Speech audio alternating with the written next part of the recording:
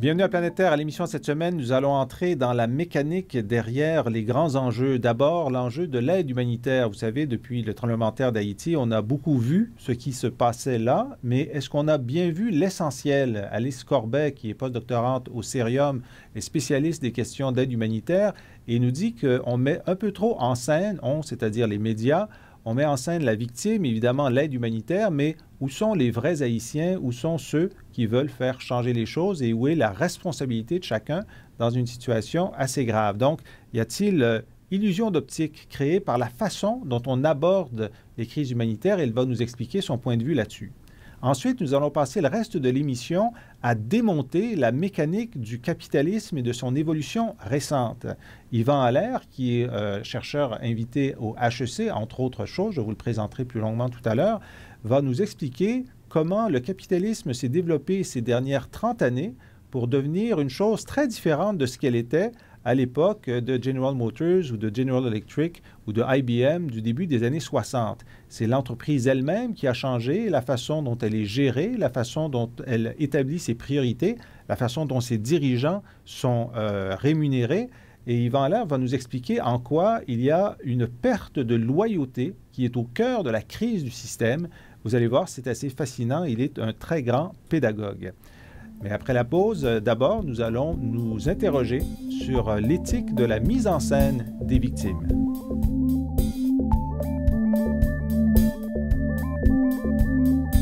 Nous sommes de retour et comme promis, nous allons parler de l'aide humanitaire. Est-ce que l'aide humanitaire peut être un spectacle ou si c'en est un, est-ce que c'est un spectacle qui nuit à l'objectif même de l'aide humanitaire? Nous en discutons avec Alice Corbet. Merci d'être avec nous, Alice. Alice, vous êtes postdoctorante au Cerium cette année. Vous avez travaillé beaucoup dans les camps de réfugiés au Sahara occidental. C'est d'ailleurs le sujet de votre thèse, être né en exil, mais vous avez pu constater l'arrivée, donc l'omniprésence de l'aide humanitaire. Et vous avez donc travaillé sur ces thèmes. Alors, je vais vous poser la question, puisque Haïti nous impose à la fois un devoir de solidarité, mais aussi un devoir de réflexion sur la nature de cette solidarité et sur la mise en scène de cette solidarité par les médias, qui sont nos principaux vecteurs d'information. Alors, est-ce que vous trouvez que... Enfin, vous le trouvez, alors je vais vous demander de l'expliquer, je ne vais pas faire semblant de ne pas savoir ce que vous pensez. Alors, parlez-nous de cette image de la victime dans la représentation qu'on nous fait de l'aide humanitaire. Ça s'est vraiment vu pour Haïti où ça a été flagrant. Il y a une image très dévalorisante de la victime ou plutôt victimisante de la victime, c'est-à-dire des Haïtiens. En fait, quand on a vu ce que les médias ont montré d'Haïti, c'était des images extrêmement violentes, accompagnées de commentaires et de vocabulaire assez dénigrants pour les Haïtiens, c'est-à-dire en fait un vocabulaire assez trash sur des images chocs, qui sont assez récentes finalement, je trouve. Par exemple, donnez-nous des exemples de ce qui vous a frappé. On a vu, alors avec des vocabulaires, des montagnes de corps qui étaient filmées en gros plan, des journalistes qui se mettaient en scène, mais aussi du personnel de l'aide humanitaire qui se mettait en scène pour montrer comment la catastrophe était importante, mais quelque chose d'un peu indécent, des corps dénudés, des corps transpercés par des blocs de béton. Mais finalement, tout ça renvoyait quelque chose... de sensationnaliste d'abord, et puis une image assez dénigrante des Haïtiens, puisqu'on les montrait sans pudeur, on oubliait presque le respect des personnes, le respect des Haïtiens dans cette histoire-là. Donc la victime, au niveau d'Haïti, finalement, la victime a tellement été montrée comme dénudée, errante, comme des corps suppliciés, qu'on en a oublié la cause et la raison du tremblement de terre, qu'on a oublié le contexte haïtien. Cette victime, elle a été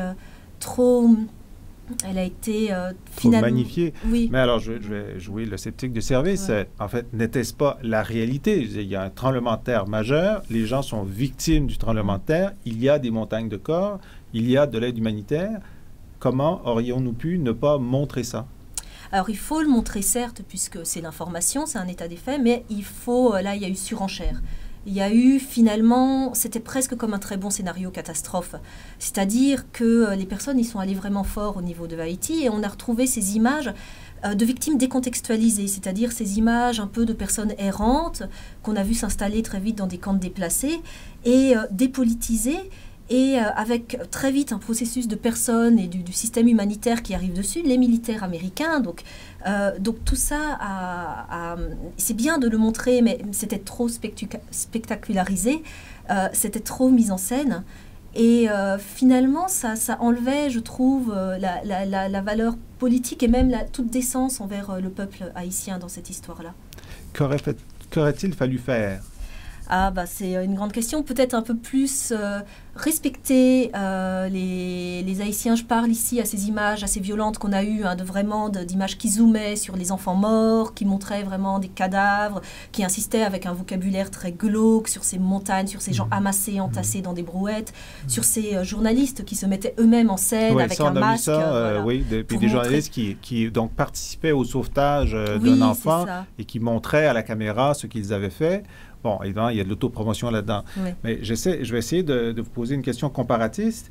Ce n'est pas particulier ni à Haïti, ni aux catastrophes naturelles. En fait, la télévision, les médias sont désinhibés dans leur présentation de la misère, où qu'elle soit et quelle qu'elle soit. Mais c'est ça que je cherche. Bon, je pense qu'on est allé un peu dans un extrême au niveau de Haïti, puisque les images étaient vraiment jamais vues au niveau presque de l'esthétisation des morts qu'il y a pu avoir. Mais finalement, et c'est aussi un problème, la victime qu'on a retrouvée là, c'est en quelque sorte une victime universelle. C'est-à-dire un corps... archétypal. Voilà. C'était la victime absolue. Exactement. C'est-à-dire un corps sans voix, puisqu'on ne faisait pas parler les Haïtiens eux-mêmes, un corps nu, un corps errant qu'il ne faut que aider, et qu'il soit en Afrique, qu'il soit à Haïti, et d'ailleurs on l'a très bien vu dans la mise en scène et dans les photos qui ont été prises, on peut extraire une photo de ce qui s'est passé à Haïti, elle peut être finalement un peu partout à travers le monde. C'est ces corps, ces personnes qui errent, à moitié dénudées, sans voix, sans être politiques, ces personnes nues, et qui sont réduites finalement à des corps et qui sont réduites à des personnes en demande d'aide. Alors, une autre de vos idées, c'est de dire que la mise en scène de l'aide humanitaire, bon d'abord il y a la victime, ensuite il y a l'aide humanitaire, évidemment, il y a l'urgence de voir est-ce que l'aide arrive, donc ce sont des sujets qui sont traités, mais la présence des vedettes comme John Travolta qui arrive, le fait que des gens de toute bonne foi, et on les applaudit, ramassent de l'argent, etc., déplacent une partie de l'attention sur l'aide en soi plutôt que sur le problème en soi. Plutôt que sur le problème, oui. Finalement, la victime supplante la cause et tout l'apparat qu'on met dessus décontextualise vraiment le problème. Et de toute façon, c'est un peu un théâtre de l'humanitaire. Il y a une mise en scène humanitaire qui se révèle assez vite. Haïti encore est un exemple. Donc il y a ces victimes qui sont démontrées comme c'est les mêmes hommes que nous, donc on va les aider. Mais d'un autre côté, on les montre nus, dépendants, donc finalement presque naturellement victimes. On l'a bien vu pour Haïti, d'ailleurs au niveau du vocabulaire, on disait aussi que Haïti, île du malheur, Haïti, île martyre, enfin bon, presque. Et il faut dire qu'ils n'ont pas eu facile. Ah non, mais on oublie que l'autre partie de l'île, par exemple, s'en est bien sortie. Enfin, il ne faut pas, c'était presque sous-entendu qu'il était normal que cela arrive aux Haïtiens. C'était leur destin. Voilà, ça a été dit des fois, le mot destin des pauvres Haïtiens, alors qu'à quelques kilomètres de là, ça se passe mieux. Donc ça décontextualise. Et puis ce théâtre de l'humanitaire qui est que sur cette victime, très vite, arrivent des personnes qui détiennent le savoir, des experts, ce monde flottant des experts, donc le pouvoir, c'est-à-dire des médecins, des militaires, qui sont venus très vite sur place. Et d'ailleurs, ça explique qu'en Europe, il y a eu très très peu de dons pour Haïti, puisqu'il y a plein de raisons sur le fait qu'il y a eu peu de dons pour Haïti proportionnellement à d'autres situations comme le tsunami. Mais une de ces explications est que les personnes ont tellement vu vite arriver le personnel humanitaire et surtout les militaires américains qui se sont dit c'est bon, les Américains sont là, ils nous l'expliquent avec des films en permanence, les Américains sont là, donc c'est bon, les Haïtiens sont sauvés. Donc les personnes ont arrêté de donner des dons en Europe entre autres pour ça. Donc il y a tout ce processus qui arrive, on voit tout de suite dans ce dispositif humanitaire des personnes qui portent des brassards avec la Croix-Rouge, dans un camp de réfugiés où dès qu'il y a une intervention humanitaire, on voit très vite que ce qui ressort le plus, c'est le sigle des ONG et le drapeau des pays d'où viennent ces ONG. Donc toute une mise en scène qui est doublée en effet par des stars, non pas en Haïti ou sur le lieu de l'intervention, mais dans les pays pour faire des appels aux dons, des concerts, qui fait que finalement il y a un peu une catharsis un peu rédemptrice ou qui fait baisser la culpabilité. On a l'impression que par l'intermédiaire de ces stars on fait un don, on baisse notre culpabilité et ça donne l'impression à la personne de faire quelque chose, d'agir directement sur le terrain. Et en quoi est-ce que c'est mauvais? Parce qu'effectivement, ça devant une forme d'impuissance face à ce malheur, on se dit, ben, au moins, je peux donner de l'argent à des chanteurs qui se réunissent, qui donnent leur temps et leur talent. Donc, ça me déculpabilise. Étais-je coupable de la situation? C'est pas clair. En quoi, je comprends la démonstration, en quoi est-ce critiquable? Alors, c'est critiquable parce qu'aujourd'hui, encore une fois, donc on oublie la cause de tout ça, on oublie que peut-être à Haïti, il eût fallu intervenir avant, mais aussi parce que ça donne l'impression de faire un échange monétaire contre un échange moral. Et aujourd'hui, les personnes arrêtent aussi de donner aux organisations humanitaires parce qu'elles disent on m'a donné tellement donné l'illusion qu'en donnant $1, je vais sauver ce petit enfant mourant qu'on me montre toujours sur des photos, que quand on dit « Ah ben non, cet argent est passé en logistique, cet argent est passé pour acheter de l'essence, etc. » Les personnes se retrouvent vexées et arrêtent de donner. Et puis aussi, ça esthétise encore une fois et puis ça starifie un peu la victime, ce qui finalement est un peu malsain. Au lieu d'essayer de comprendre celui qu'on va aider, on arrive à donner de l'argent pour une star et pour une cause qui d'un seul coup est devenue glamour et sexy. Donc il ne faut pas oublier finalement... C'est pas forcément un reproche, mais ce qu'il ne faut pas oublier là-dedans, c'est que les entreprises, les ONG et compagnie fonctionnent justement comme des entreprises. Et que c'est pour ça qu'elles utilisent les stars et les concerts pour réussir à avoir de l'argent et pour donner l'illusion que le don, qu'il soit le plus massif possible et que ce don arrive directement à une victime essentialisée. Alors, je vous pose la question. Moi, je comprends que l'ONG, comme Médecins du Monde ou Médecins sans frontières, qui veut maximiser sa capacité d'aider, utilise les moyens à sa portée, des vedettes, des appels, l'image choc qui fera entre 1000 sollicitations que les citoyens reçoivent en une journée. Dire, bon, ben, cette image-là fait que je vais ouvrir mon portefeuille. Je comprends le système, mais que devrait-il faire d'autre? Un peu plus d'informations, laisser un peu plus le choix. Par exemple, moi je trouve assez choquant que des médias forts ou des concerts, des stars disent donner à telle organisation. C'est-à-dire que les personnes, au bout d'un moment, le geste du don devient automatique, quelle que soit la victime, qu'elle soit justement à Haïti, cette victime indifférenciée, ou en Afrique. Donc ce qu'il faudrait, c'est plus laisser le choix à la personne, au donateur potentiel, de comprendre un peu la situation et lui expliquer que ce n'est pas un geste, enlever le réflexif au geste, enlever l'émotion, parce qu'aujourd'hui l'émotion supplante l'information, supplante la réflexion, et redonner un peu de corps réflexif à tout cela, ce qui fait que ce n'est pas anecdotique. Et un Médecins sans frontières qui avait dit après le tsunami, ce raz-de-marée au large de l'Indonésie, qui avait dit on arrête de donner des dons pour le tsunami, et ça a choqué énormément de personnes. Parce qu'il y avait tellement de dons qu'à ce moment-là, il y avait d'autres causes qui étaient moins médiatisées, mais qui étaient en demande.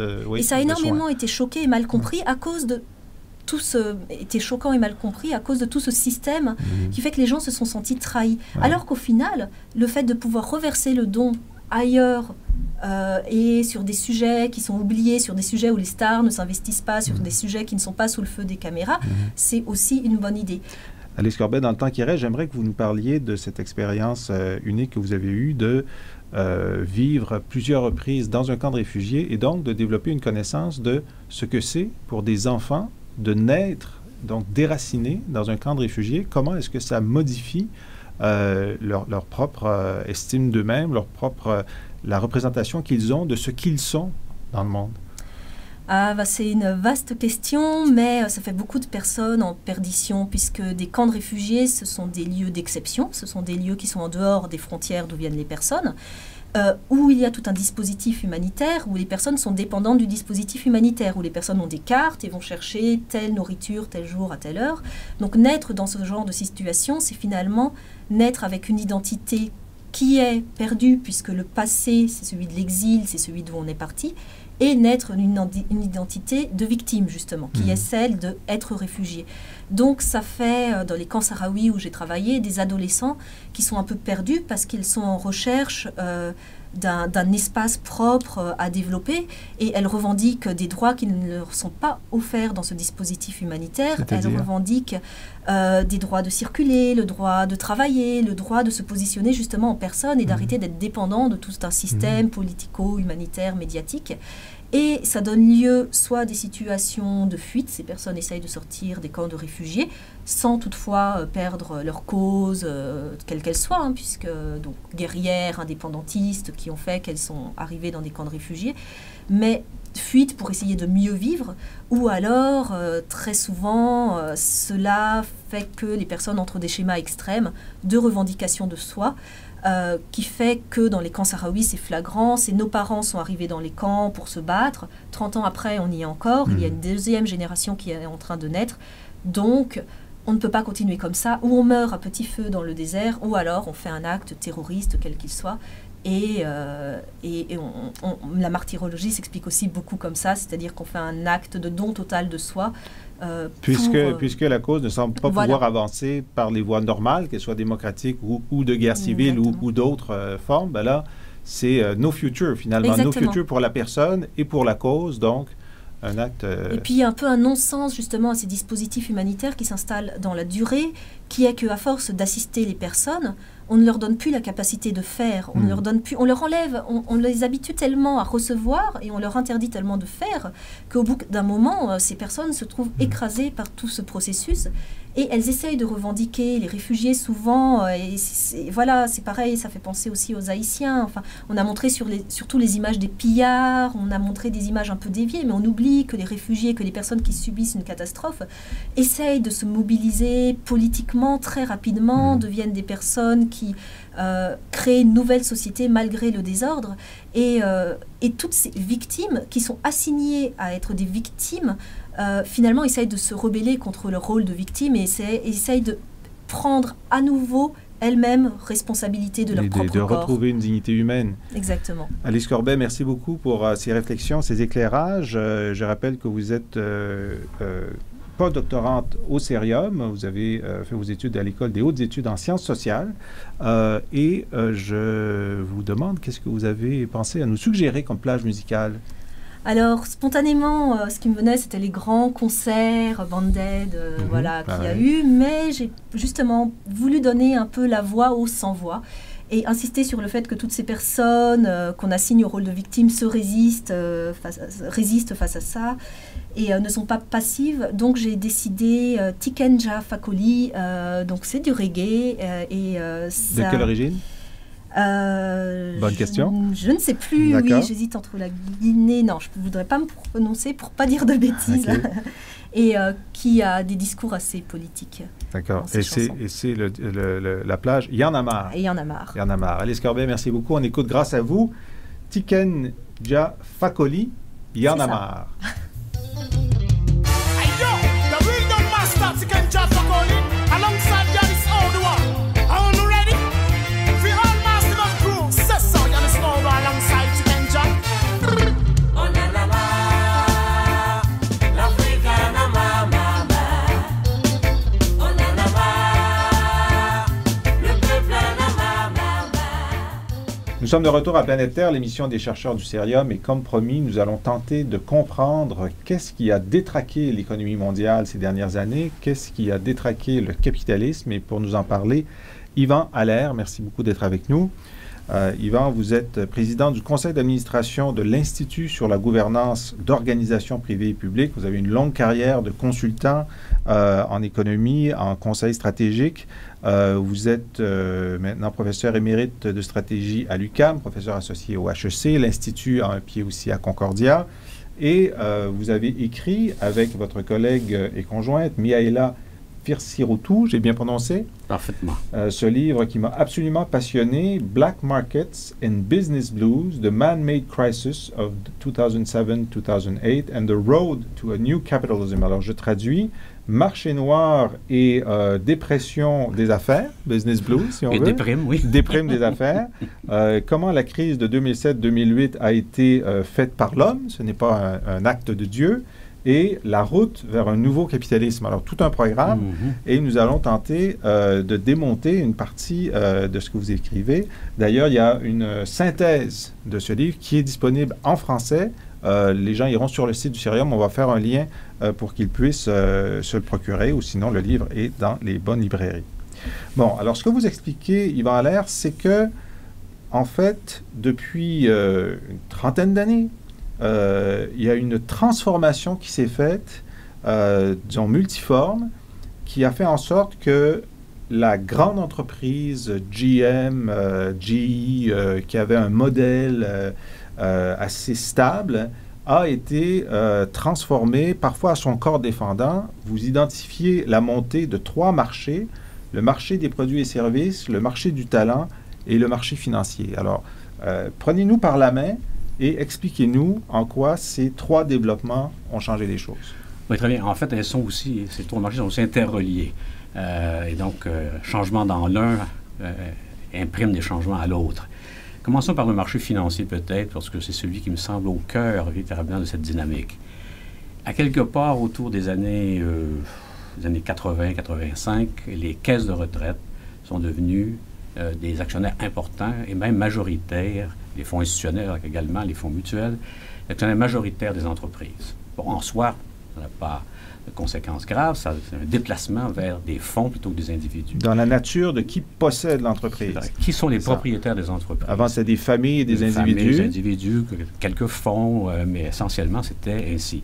Alors maintenant, nous avons donc des actionnaires qui sont institutionnels et en même temps, toutes sortes de déréglementation du système financier pour permettre d'abord aux fonds une grande latitude de placement.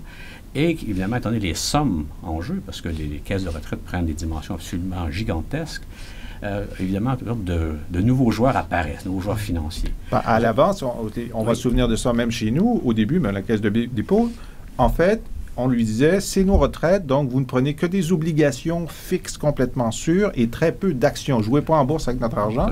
Mais petit à petit, on a dit, allez-y, de plus en plus, jouez en bourse avec notre argent. Donc, ils sont entrés dans la propriété.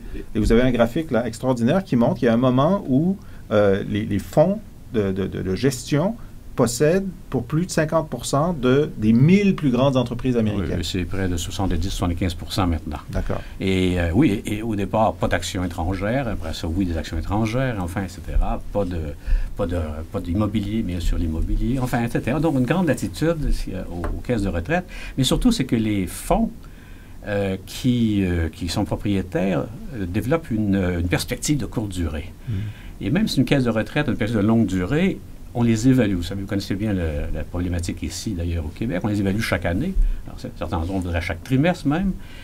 On rémunère les directions avec des systèmes de boni qui sont arrimés aux performances supérieures à la moyenne des autres fonds, etc. Donc, malgré que la problématique de la caisse de retraite soit de longue durée, la gestion, c'est devenu de courte durée. Des résultats immédiats. C'est encore plus vrai pour les fonds mutuels et les autres qui doivent envoyer évidemment à leurs déposants à chaque 3 mois ou chaque mois même où ils en sont dans leur rendement.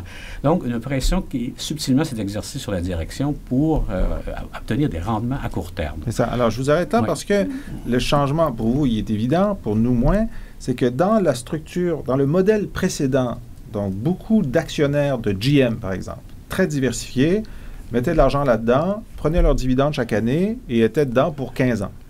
Maintenant, on a des fonds de retraite et toutes sortes de fonds qui, eux, n'ont pas cette loyauté. Hein, c'est le mot-clé, loyauté de l'actionnaire face à l'entreprise, loyauté de l'entreprise face à ses salariés. Là, on a finalement des francs-tireurs qui n'ont pas de loyauté à l'entreprise et qui peuvent changer d'un mois à l'autre ou d'un trimestre à l'autre et qui demandent constamment un bon résultat. Et le fait est que maintenant, la durée moyenne de détention des actions est autour de 7 mois. De 7 mois, par rapport à ce que c'était 6 ans il y a quelques années, etc. Donc, évidemment, une réduction considérable. Ça veut dire que donc une rotation des propriétaires, c'est drôle de propriétaires dont la propriété change à tous les 6 mois en moyenne. Donc, évidemment, pendant un moment, la direction résiste aux pressions. elle pense qu'elle a des obligations à long terme pour l'entreprise et elle a les moyens de le faire. Cependant, on comprend bien, et là je vous fais grâce de exactement pourquoi, mais on comprend bien que si on arrimait mieux la rémunération des dirigeants à la valeur du titre, on les ferait travailler pour l'augmentation de la valeur du titre à court terme. Et on découvre la beauté des options sur le titre. Alors, on a beaucoup d'options. Expliquez-nous ce qu'est une option. Essentiellement, on dit aux dirigeants, écoutez, on va vous donner 100 000 options. Ces options-là sont exerçables au prix de l'action aujourd'hui. Et vous pouvez les exercer, il y a toutes sortes de règles, d'ici 1 an, d'ici 2 ans, d'ici 3 ans, mais vous les exercez au prix du titre à ce moment-là. Okay. Donc, si le prix est 20 $ aujourd'hui et qu'il est 40 $ dans 3 ans, eh bien, c'est 20 $ fois le nombre d'options que je vous ai donné que vous faites. Donc, les sommes deviennent rapidement considérables. Et votre intérêt, c'est de faire monter le cours de l'action dans cette période-là. Et éviter qu'il baisse. Il y a une espèce de nervosité qui s'installe à la direction. Vous êtes maintenant très riche sur papier. Vous ne pouvez pas encore exercer vos options. Si le titre baisse, évidemment, vous perdez tout. Avant, on donnait un salaire important, assez élevé, mais qui n'était pas lié au cours de l'action. Peut-être. Qui était lié à des mesures internes. Le bonus, mesures internes, des vraies mesures économiques. Moins volatiles. C'est ça, augmentation des ventes. Etc. Et souvent des objectifs qualitatifs, la qualité du climat dans l'entreprise, enfin, etc. Donc, ça a été... On n'aime pas ça. On n'aime pas ça. On veut que ce soit quantitatif et assez rapide. On dit, c'est les fonds. Les fonds qui veulent le rendement rapide. Donc, et maintenant, une incitation à la direction de faire des actionnaires, de ces actionnaires volatiles et changeants, leurs véritables patrons. On travaille pour eux maintenant. On oublie cette résistance qu'on avait à une époque. La résistance s'est atténuée grandement. Et donc, on travaille de plus en plus pour ces fonds-là. Évidemment, ça a donné des résultats. Et autour de ça, évidemment, il y a le troisième marché. Ça, c'est le marché du talent. Parce qu'une fois qu'on a créé des options puis qu'on est prêt à payer des gens très cher, là, évidemment, des gens qui semblent avoir bien réussi ailleurs nous semblent très attrayants de l'attirer chez nous. Donc, on commence une négociation et donc un marché secondaire du talent qui n'existait pas avant. Donc, avant, si vous l'expliquez bien dans le livre, il y a un genre de culture où on fait monter d'échelon en échelon. Tout à fait. Ça, et on choisit le meilleur qui s'est préparé à diriger l'entreprise. Une sorte de méritocratie interne là, et qui faisait que les dirigeants sortaient toujours du rang. C'est ça. Et maintenant que l'important, c'est pas tant de diriger l'entreprise, mais c'est de faire en sorte que le cours de l'action monte, on voit sur le marché des dirigeants d'entreprise ceux qui sont les meilleurs. Ceux qui ont réussi à faire ça. Voilà. Alors évidemment, il y a aussi une résistance. Il y a bien des entreprises qui n'acceptent pas ce modèle-là. Même aujourd'hui, General Electric continue à choisir ses présidents dans leur rang. Mais c'est 35% des grandes entreprises canadiennes qui ont choisi leur PDG hors des rangs de l'entreprise. Donc c'est suffisant pour qu'il y ait vraiment un véritable marché. Autour de ça, évidemment, il y a le marché des biens et services. Mais je vous arrête, je vous pose une autre question là-dessus. Est-ce qu'on a une idée? Bon, maintenant, on a changé le mode de sélection du dirigeant de l'entreprise parce qu'on a changé son mode de rémunération. Maintenant, qui performe le mieux? Est-ce qu'on a assez de recul pour voir ça? Il y a beaucoup d'études qui montrent que le recrutement à l'externe, ce n'est pas une si bonne idée que ça. Il n'y a pas toujours des échecs, mais dans l'ensemble, l'expérience n'est pas très heureuse. En termes de En termes du fait qu'éventuellement, la personne a difficulté à performer comme on s'attendait d'elle. Évidemment, les rémunérations étant énormes, c'est le problème que ça cause. Ça crée tout à coup une espèce de distinction entre ce PDG qu'on a recruté à fort prix, parce que pour le déplacer, il a fallu qu'on lui offre beaucoup de choses, et les autres cadres des dirigeants d'entreprise. Donc, tout à coup, il y a un cas. Pour eux, c'est un étranger. C'est un étranger. Il ne porte pas les valeurs de l'entreprise. Qu'est-ce qu'il vient faire? Pourquoi il est si payé? Alors que nous, on en est moins. Et combien de temps il va rester? Et combien de temps il va rester? Parce que s'il y a un autre attrait, s'il y a une offre attrayante, il va repartir. On devient mercenaire. Donc là, on a vu tout à l'heure que la loyauté des propriétaires s'était effritée. C'est ça. Et maintenant, c'est la loyauté du dirigeant qui s'effrite. Tout à fait. Il y a le mercenaire et ça crée une espèce de classe de dirigeants mercenaires, mais l'ensemble des cadres ou des employés ne peuvent pas se changer de poste à tout moment. Ils sont beaucoup moins mobiles. On vient moins les chercher aussi. Et donc, il y a tout à coup une classe de mercenaires qui sont prêts à tout faire pour que l'entreprise réalise des profits à court terme, pour satisfaire leur véritable patron, et la masse des employés qui paient le prix de tout ça.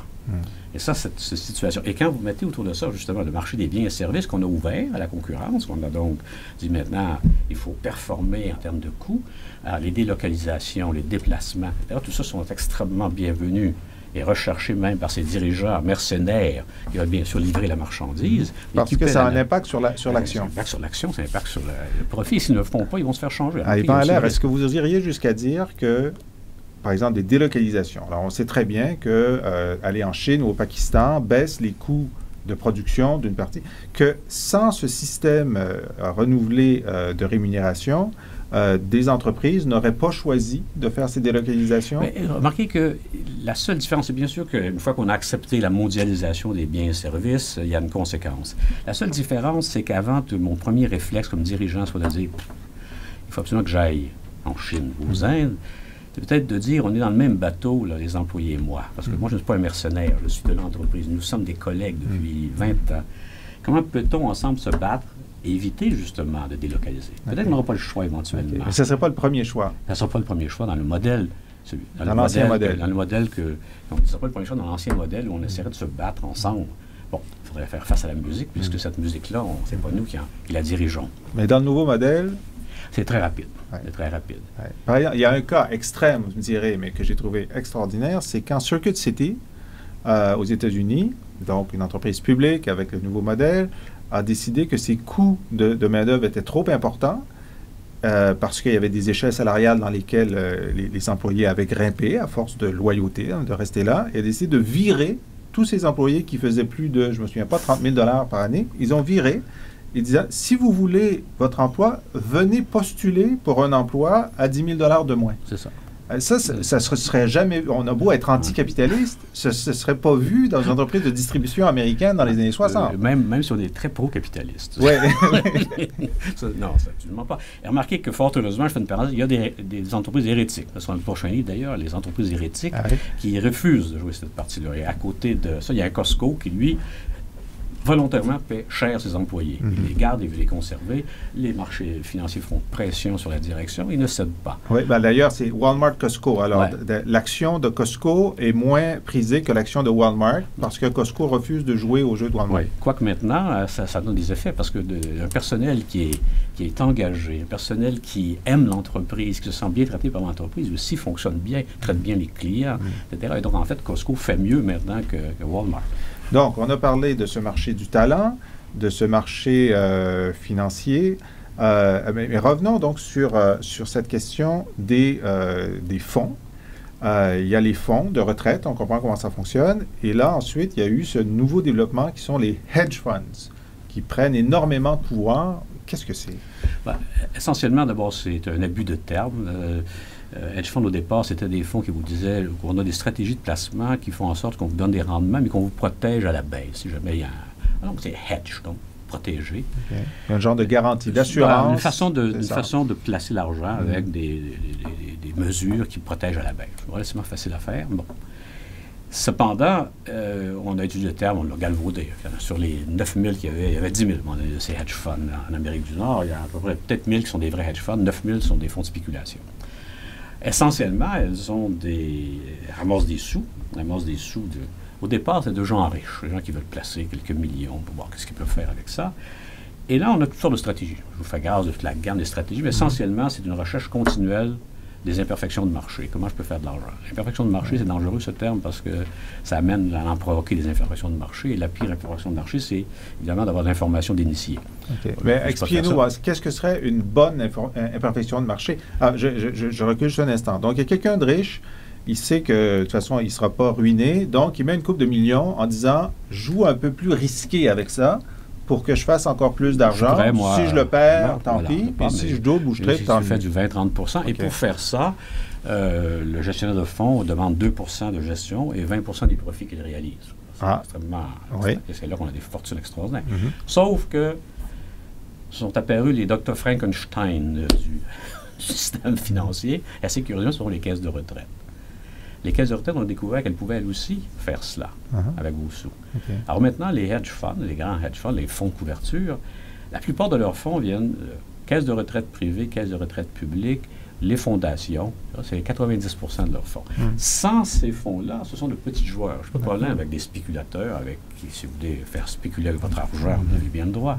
Mais maintenant, ce sont les caisses de retraite qui ont les moyens non seulement de spéculer, mais d'avoir des spéculations qui sont extrêmement puissantes, parce qu'elles ont les fonds pour le faire. Donc, elles sont capables de mettre à mal une entreprise, en pariant contre une entreprise, en alors, vendant par des exemple, si je suis intelligent dans un hedge fund, je me rends compte que il y a un différentiel entre le taux d'intérêt à long terme d'une obligation sur le marché japonais et celui sur le marché américain.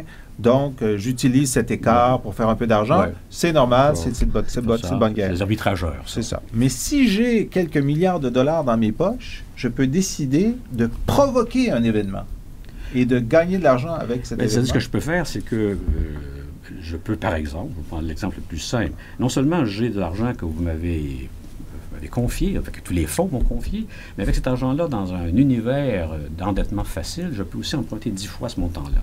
C'est ce qu'on appelle l'effet de levier. C'est ça. Donc, j'ai 1 milliard, j'en emprunte 10. Donc, j'ai maintenant 11 milliards, pour faire, 11 milliards pour faire les coûts. Et je regarde les entreprises, et si je sens un peu de vérité, je décide, par exemple, une chose, c'est de vendre à découvert les titres. Vendre à découvert, expliquez-nous. C'est-à-dire que je prends une entreprise, je pense qu'elle est vulnérable. Je peux avoir raison. Là. Elle a eu un mauvais trimestre. Elle est vulnérable. Donc, je vends le titre que je n'ai pas. Okay. Je ne l'ai pas, je le vends, je l'emprunte, le titre de gens qui l'ont, me prêtent, je leur paie un montant et je vends. Et un jour-là, je devrais racheter ce titre-là. Mon hypothèse, c'est que le titre va planter. Le titre va tomber et je vais racheter, bien meilleur marché que ce que j'ai payé. Et je redevrais être le titre que j'ai emprunté et je fais la différence entre les deux. Je fais un pari sur l'échec. Et s'il y a échec, je gagne. Tout à fait. Mais comme je vends, je provoque l'échec. Ben, c'est-à-dire que c'est ça qui est intéressant, là, sans trop entrer dans les détails peut-être, mais c'est clair, vous avez raison. Non seulement je vends, mais le risque, c'est que s'il y avait des rumeurs, s'il y avait de l'information négative sur ce titre-là, ça le ferait baisser. Est-ce que ce n'est pas une grande tentation, si j'ai des contacts dans le milieu, de diffuser de l'information qui me semble négative sur l'entreprise? Et ça, c'est le secret le plus mal gardé de ce qui se passe dans ce milieu-là. D'ailleurs, il y en a un que vous citez, on l'a vu aux États-Unis, c'est Cramer. C'est son prénom? Comment s'appelait-il? C'est ça. Jack Cramer.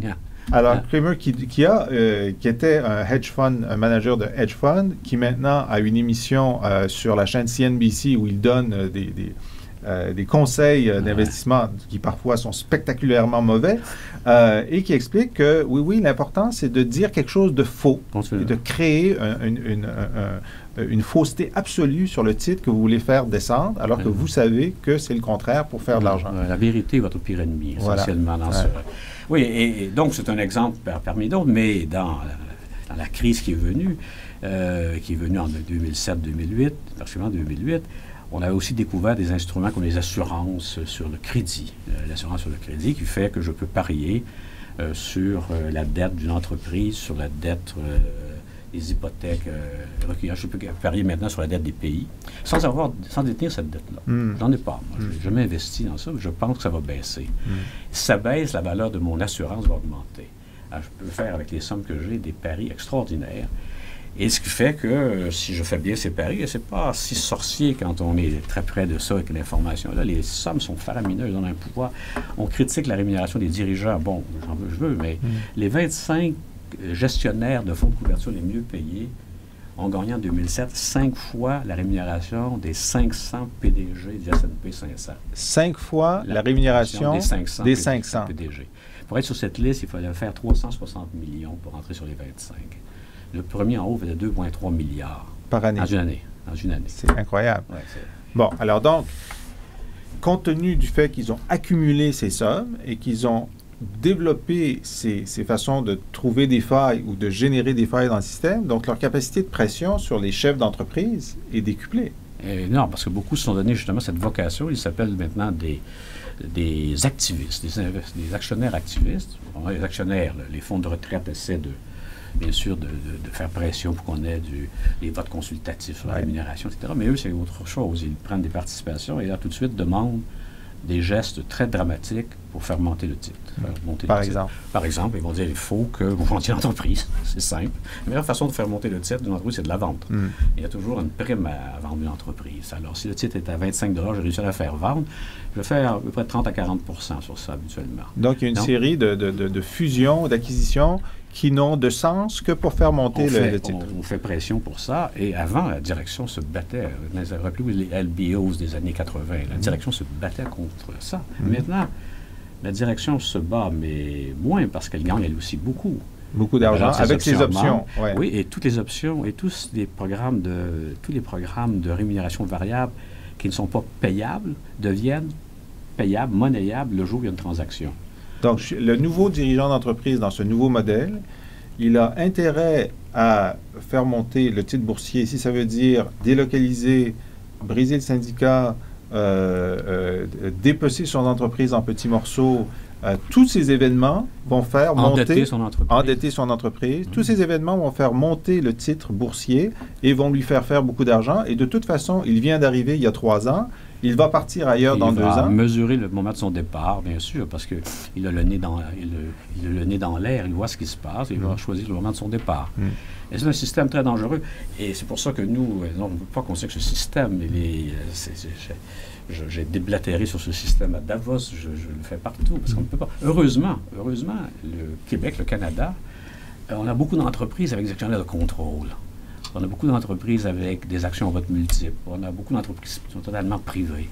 Évidemment, cette partie-là ne se joue pas de la même intensité. Donc, ce que nous proposons, nous, c'est d'aller vers une forme de propriété d'entreprise qui diminue l'importance de ce modèle. Bon. Alors, on sait qu'il y a eu une crise en 1929.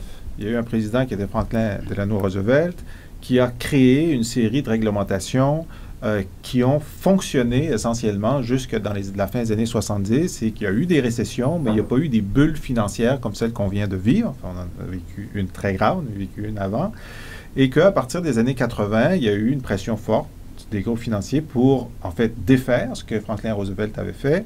Et là, la question qui se pose, c'est, que devons-nous faire maintenant? Faut-il simplement rétablir ce que Roosevelt avait fait, ou faut-il penser autrement dans un nouveau contexte?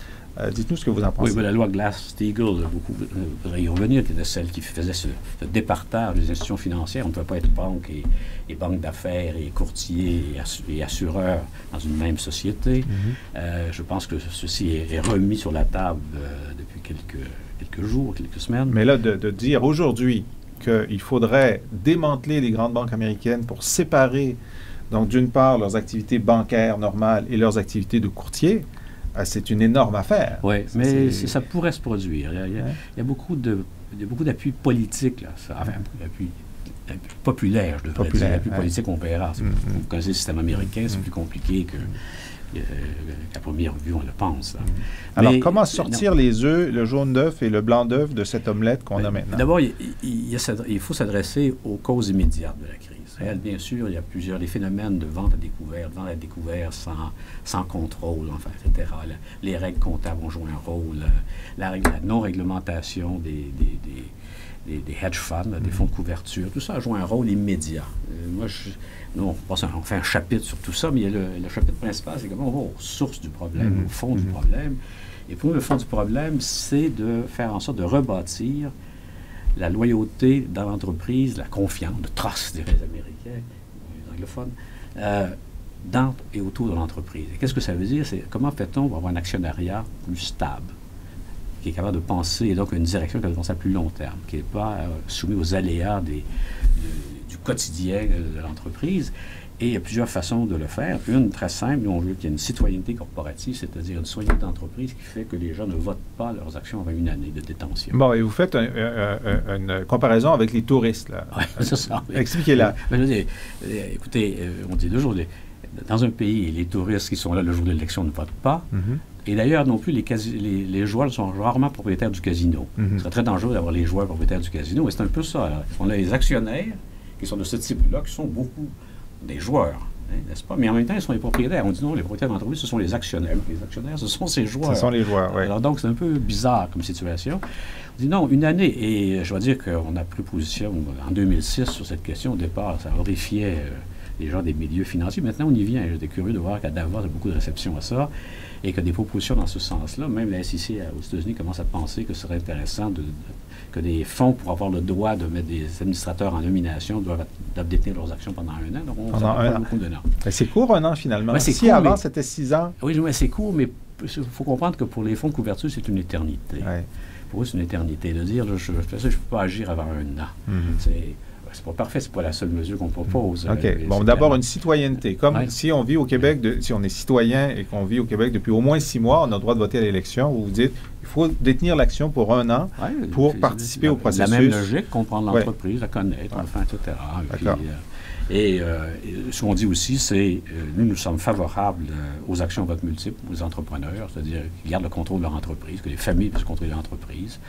Favorables aux entreprises restent privées, qu'elles n'aillent pas en bourse. Il faut qu'elles soient capables, et c'est là que les grands fonds ont un rôle à jouer, les caisses de dépôt de ce monde, de faire en sorte de pouvoir financer la croissance des entreprises sans qu'elles soient obligées d'aller sur les marchés boursiers. On va démonter, parce que vous allez trop vite pour nous. Alors, d'une part, ça, on a vu ça dans les journaux, il y a des entreprises, bon, il y a un actionnaire, un vote, mais il y a aussi des gens qui ont des classes d'actions qui leur donnent davantage de votes, 3 ou 4 votes. Ou 10 votes. Ou 10 votes. Oui. Bon, donc, au moment de décider du président de l'entreprise, des administrateurs, ben, il y en a qui sont plus égaux que d'autres. Et ces classes, ça, alors, nous, notre réaction de démocrate, c'est de dire, ah, c'est épouvantable, un homme, un vote, une personne, un vote. Mais vous dites, non, non, non. Pour créer une loyauté, il faut maintenir ça. Comment, à qui et pourquoi?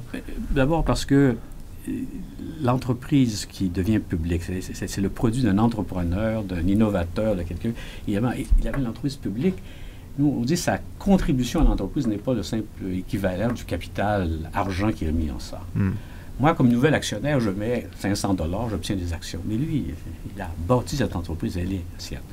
Et donc, lui, il a, à mon sens, droit à plus d'actions pour sa participation à l'entreprise.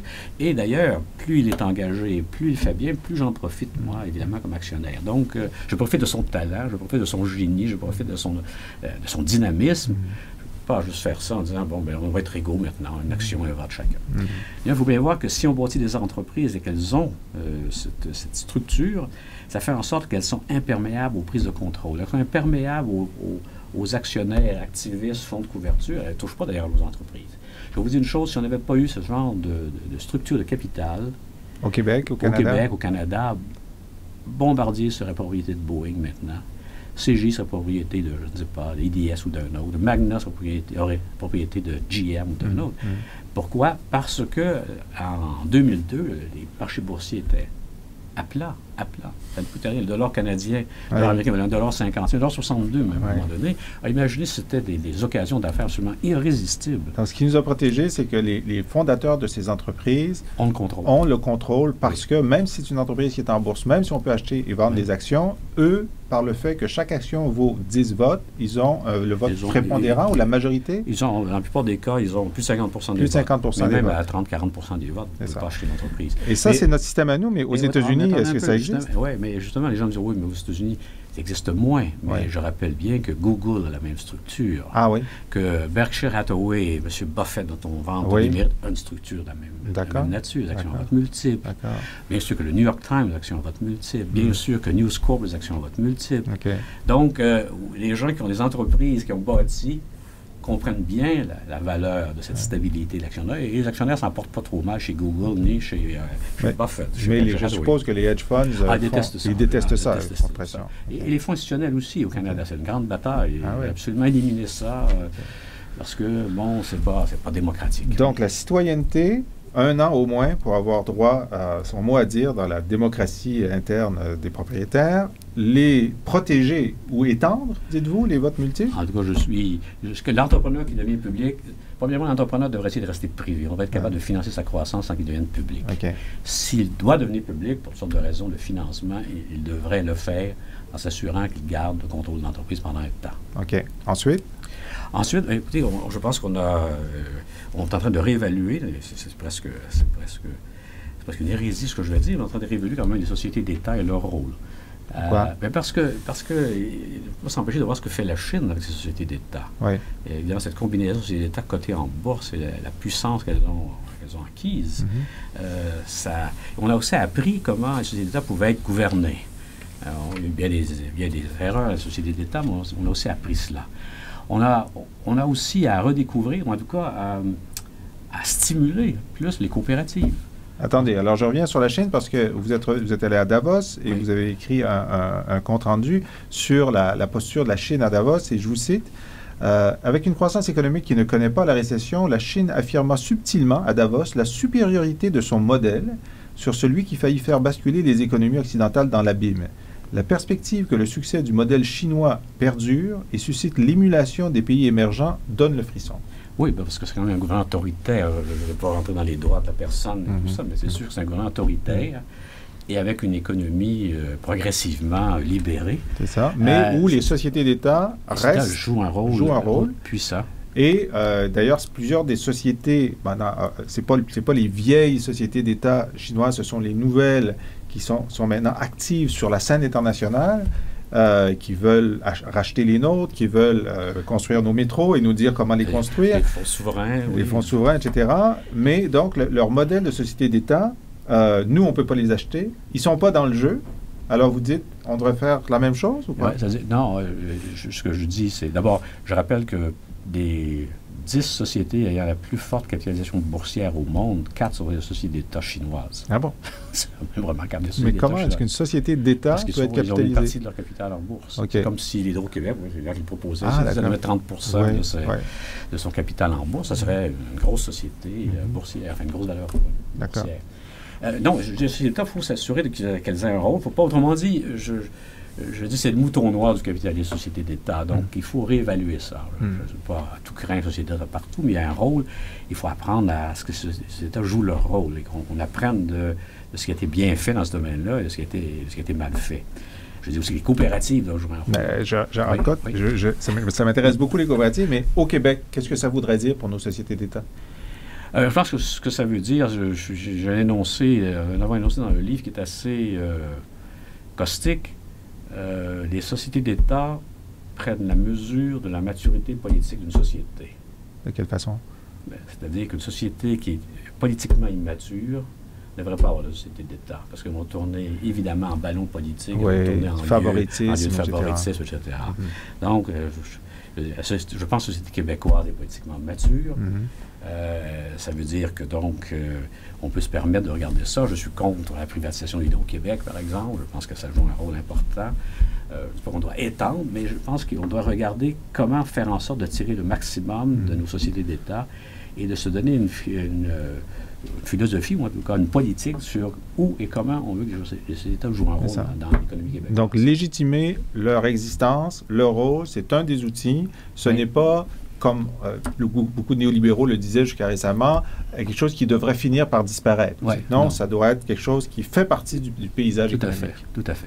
Les coopératives, donc, moi j'ai vu une étude qui montrait aux États-Unis que les entreprises du tiers secteur, coopératives, solidaires, appelons-les comme on veut, ont démontré la plus forte résilience dans la crise et en fait une augmentation de leur nombre de salariés pendant la crise, alors que, évidemment, il y avait du chômage ailleurs. C'est tout à fait vrai. Et d'ailleurs, il y a un mouvement aux États-Unis intéressant qui s'appelle MoveYourMoney.org qui massivement demande aux gens de déplacer leur argent des grandes banques coupables de cette crise vers ce qu'ils appellent les savings and loans aux États-Unis, et donc les coopératives et les banques régionales ou les plus petites banques, etc. Oui, tout à fait. C'est vrai, d'ailleurs, à l'échelle européenne aussi.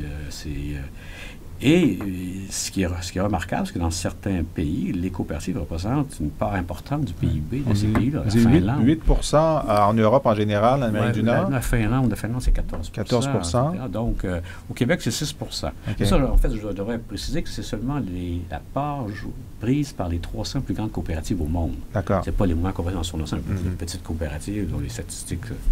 Alors, pensez-vous qu'on aurait intérêt à faire exprès de faire progresser la part des coopératives dans notre économie? C'est-à-dire que, moi, ce que je dis, c'est qu'il faut s'assurer qu'on ne leur met pas d'embûches. Par exemple, je sais qu'ils sont très conscients dans le domaine, beaucoup de coopératives sont dans le domaine bancaire et de l'épargne, que les règles de la Banque internationale, les règles de capitalisation qu'on va adopter au Canada, etc., peuvent facilement défavoriser les coopératives. D'accord. Elles sont faites sur mesure pour les banques classiques, conventionnelles, etc. Et donc, on ne tient pas suffisamment compte de ça.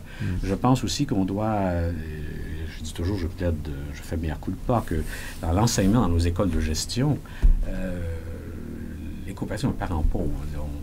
Sont tellement omnibulés par les IBM, les GE, GM, les Bombardier, Alcan, etc., qu'elles n'ont pas une grande place. Il y a des endroits, mais je veux dire, dans les MBA classiques, là, je pense qu'il faut parler aux étudiants de ça. Il faut former les futurs gestionnaires des coopératives aussi. Et effectivement, il faut regarder comme une option qui est sur la table lorsqu'on a des enjeux. Vous remarquez que parmi les 300 grandes coopératives les plus grandes au monde, les Américaines qui sont dans le... Il y a quelques Américaines, et ce sont souvent des coopératives de santé. Vous avez compris que le débat, nous sommes pas des coopératives qui ont une voix. Alors, il y a Puget Sound et d'autres qui sont des coopératives de santé avec un chiffre d'affaires de plus d'1 milliard.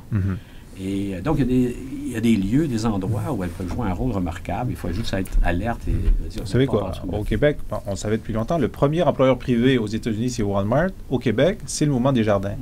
Le deuxième employeur privé-public au Québec, c'est le réseau des centres de la petite enfance.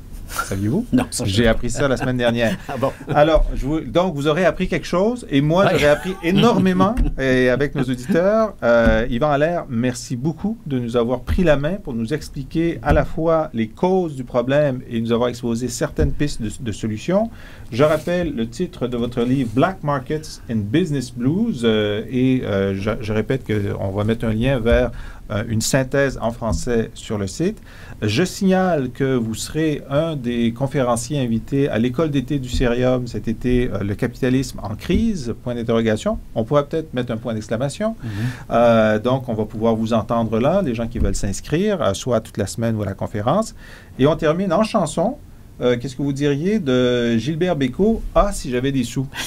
Très bien. Très bien. Alors, merci Yvan Allaire. C'est très agréable. Restez là avec nous encore un instant pour écouter Gilbert Bécaud. « Ah, si j'avais des sous ». Ah, si j'avais des sous, je ferais des affaires. Mais pour faire des affaires, d'abord faut savoir les faire et ensuite avoir des sous. Et pour avoir ces sous, il faut faire des affaires. Les sous appellent les sous, petits sous mis bout à bout, ça te fait une grosse affaire. Et des sous... Voilà, c'était notre émission pour cette semaine. Merci d'avoir été là. Comme vous le savez, vous pouvez revoir cette émission ou les précédentes sur le site du Cerium, à cerium.ca. Vous y trouverez aussi dans les pages des émissions des liens vers les biographies de nos invités, les livres dont ils ont parlé et les plages musicales qu'ils ont choisies. Vous y verrez aussi les annonces de nos conférences publiques à venir. Vous y êtes tous conviés. Elles sont ouvertes et gratuites. Et vous y verrez l'annonce de notre concours, enfin de notre volonté de choisir une personnalité internationale de l'année au Québec parmi les personnes qui montent dans la société québécoise et qui font en sorte de faire rayonner les savoirs québécois à l'étranger ou qui créent des passerelles entre le Québec et l'étranger. Nous voulons remettre ce prix à la mi-avril dans une soirée bénéfice à laquelle vous êtes conviés également. Vous trouverez tous les détails sur cerium.ca et pour déposer des candidatures de votre choix. Et nous faisons ce concours en collaboration avec nos amis d'Une heure sur Terre de l'émission de Radio-Canada sur les affaires internationales. Alors, j'espère que vous serez nombreux à nous suggérer des noms et à venir célébrer avec nous dans une soirée à la fois de savoir et de plaisir, festive, avec des invités musicaux, la remise des prix du Cerium, en particulier à cette personnalité internationale de l'année. Merci. Et à la semaine prochaine, je termine en remerciant l'équipe technique de l'émission, Ognan Gueriev et Luc Laflamme. Bonne semaine.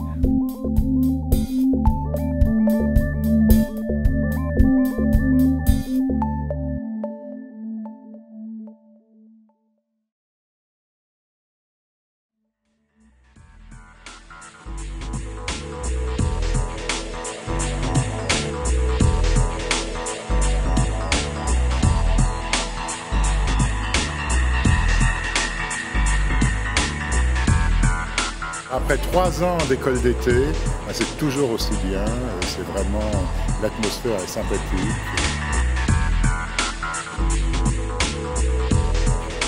C'est une chance vraiment unique pour nous de pouvoir essayer de parsemer encore plus notre éducation.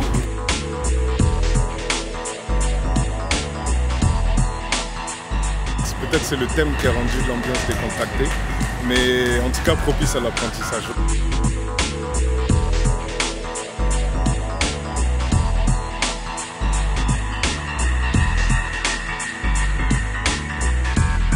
J'apprends énormément de choses sur mon propre travail. Je trouve que c'est enrichissant. Et les messages, les nuances qu'on essaie de faire passer sont vraiment très très bien intégrés par les étudiants. Au bout d'un moment, il se crée une espèce de communauté, ce qui fait qu'on a un certain nombre de questions qui, même si elles ne sont pas au programme, viennent traiter dans le cadre des discussions. Je me rends expert moi-même en faisant ça.